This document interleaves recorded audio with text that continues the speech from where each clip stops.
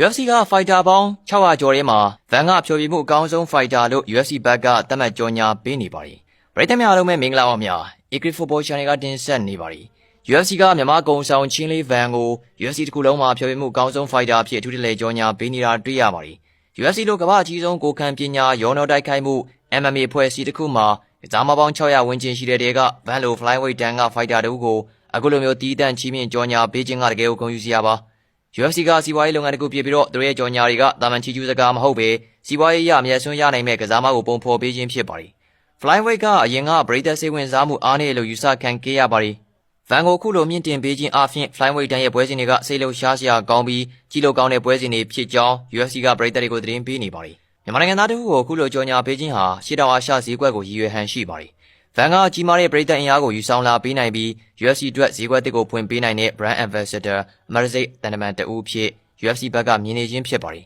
။ကစားမ600တွေကဗန်ကိုရွေးချယ်ရခြင်းကဗန်ရဲ့ကစားဟန်က aggressive ဆန်လွန်းခြင်းလက်ဝဲစွမ်းရည်ကောင်းမွန်လွန်းခြင်းနဲ့ပွဲကိုကောင်းစွာဖတ်ရှုနိုင်ခြင်းတို့ကြောင့်ပရိသတ်ကြား exciting fighter တို့ဖြစ်လာနေတာကြောင့်ဖြစ်ပါတယ်။ဗန်ကအသက်ရွယ်ငယ်သေးတဲ့အတွက်ရေရှည်မှာကျေပွင့်ဖြစ်လာမဲ့အလားအလာ star potential ကို UFC ကမြင်နေတာလည်းဖြစ်နိုင်ကြောင်းပါခင်ဗျာ။ဒီပေါ်မှာညီကိုတို့ကရောဘယ်လိုမြင်ကြလဲခင်ဗျာပြောပြပေးသွားခဲ့ကြပါဦးခင်ဗျာ။